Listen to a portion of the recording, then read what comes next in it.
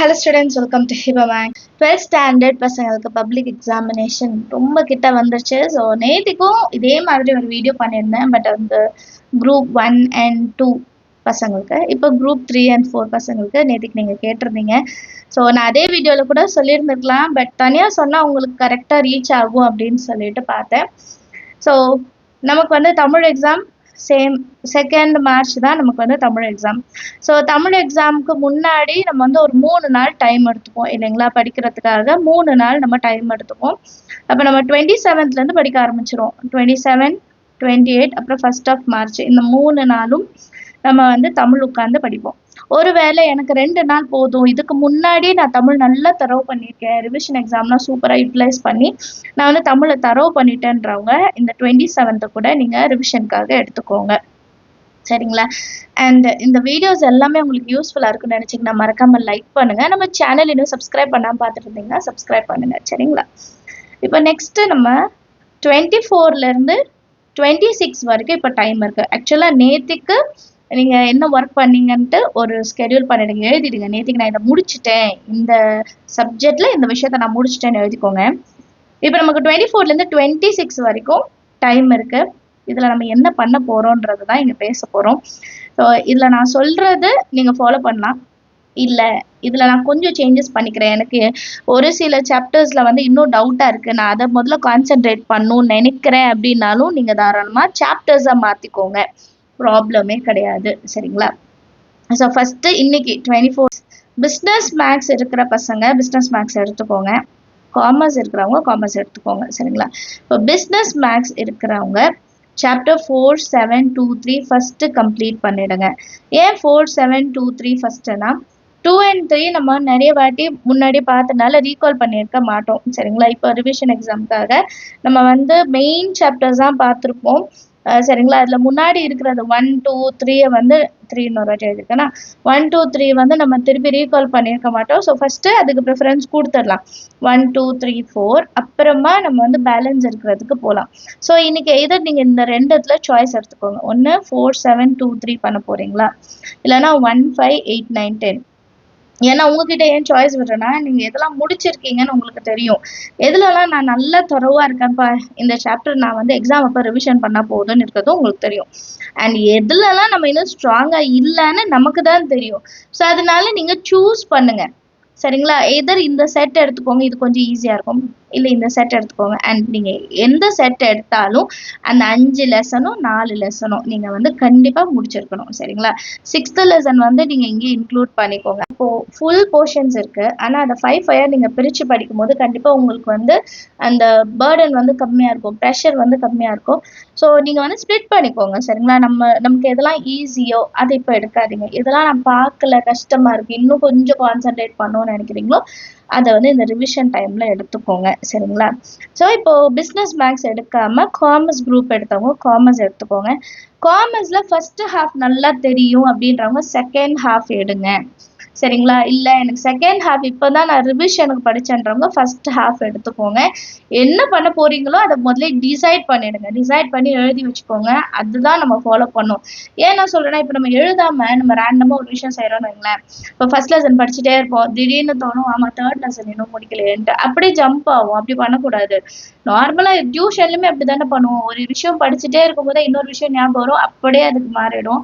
So அப்படி இல்லாமல் நீங்கள் வந்து கரெக்டாக ஸ்கெடியூல் பண்ணிவிடுங்க. இன்றைக்கி நான் வந்து இந்த டைமிங்கில் இதுதான் செய்ய போகிறேன், சரிங்களா? இந்த லெசனை நான் இப்போ முடிக்க போகிறேன் அப்படின்ட்டு நீங்கள் வந்து கன்ஃபார்மாக உட்காந்துடணும். அந்த லெசன் முடிச்ச பிறகு தான் அடுத்த லெசனுக்கு நீங்கள் போகிற மாதிரி இருக்கும். ஸோ 24th அன்றைக்கே கொடுத்துட்டேன். அடுத்து 25 எக்கனாமிக்ஸ் எடுங்க. அடுத்த நாள் அக்கௌண்டன்சி எடுக்காதீங்க. பிஸ்னஸ் மேக்ஸ் முடிச்சிட்டிங்கன்னா அடுத்த எக்கனாமிக்ஸ் போயிடுங்க. எக்கனாமிக்ஸ் வந்து ஒரு சில பேருக்கு ரொம்ப ஈஸியாக இருக்கும், ஒரு சில பேருக்கு கொஞ்சம் கஷ்டமாக இருக்கும். ஸோ அதனால் நான் உங்களுக்கு கொஞ்சம் வெயிட்டேஜ் இருக்கிற சாப்டர்ஸாக கொடுத்துருக்கேன். 2, 3, 5, 6, 9 ஃபஸ்ட்டு சாப்டர் நான் இன்க்ளூட் பண்ணல, ஏன்னா நம்ம ஆல்ரெடி நிறைய வாட்டி பார்த்துருக்கோம்.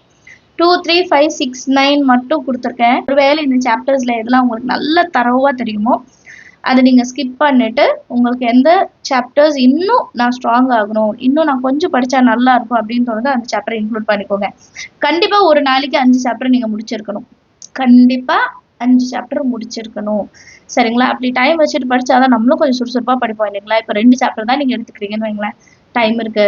சாப்பிட்டுட்டு படிக்கலாம்னு நெனைப்போம். கொஞ்சம் ரெஸ்ட் எடுத்துட்டு படிக்கலாம்னு நெனைப்போம். அப்படிலாம் இல்லாம 5 லெசன் இருக்கு பாரு. 5 லெசன் படிச்சு முடிக்கணும். இந்த 5 லெசன திருப்பி நான் படிக்கணும்னே தோணக்கூடாது. நான் வந்து கம்ப்ளீட்டா அதுல தரோவ் பண்ணிடணும்னு நெனைங்க.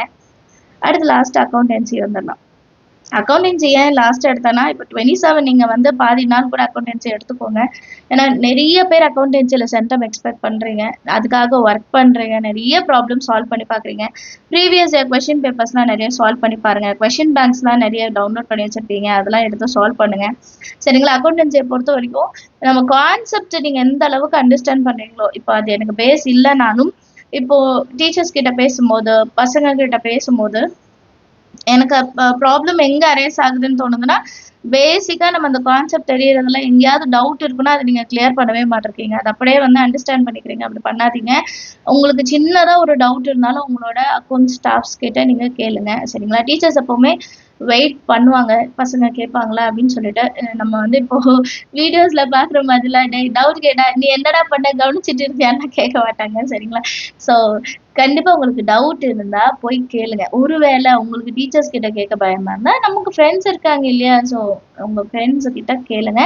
நீங்க அக்கவுண்டன்சிய பொறுத்தவரைக்கும் பேசிக் கான்செப்ட் நல்லா கிளியர் பண்ணிட்டீங்கன்னா, நீங்க எத பத்தியும் பயப்படவே வேண்டாம்.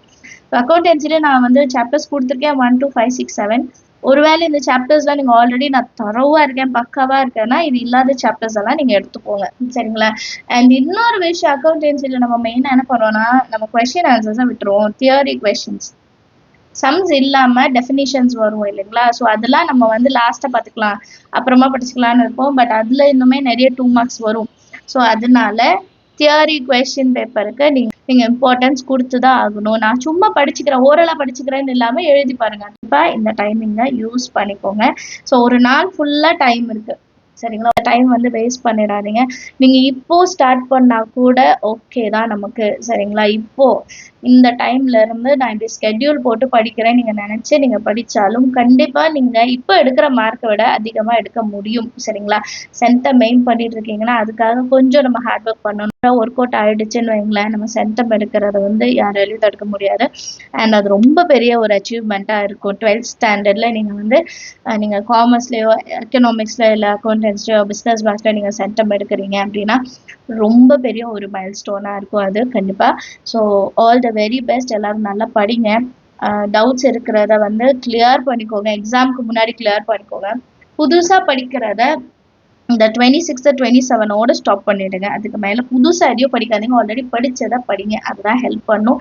ரீகால் பண்றதுக்கும் அதுதான் பெஸ்ட். பிகாஸ் நம்ம புதுசா ஒண்ணு படிக்கும்போது நம்ம படிப்போம். அந்த டைம்க்கு ஞாபகம் இருக்கும். பட் நமக்கு எக்ஸாம்ல ரீகால் பண்ண முடியாது. இத நீங்க வந்து 11th, 10thலயே ஃபேஸ் பண்ணிருப்பீங்க. இருந்தாலும் நான் இன்னொரு வாட்டி சொல்றேன். போர் அடிக்கிறேன்னு நினைக்காதீங்க. எனக்கு வந்து இதெல்லாம் உங்களுக்கு ரிமைண்ட் பண்ணணும்னு தோணுச்சு. அதனால தான் சொல்றேன்.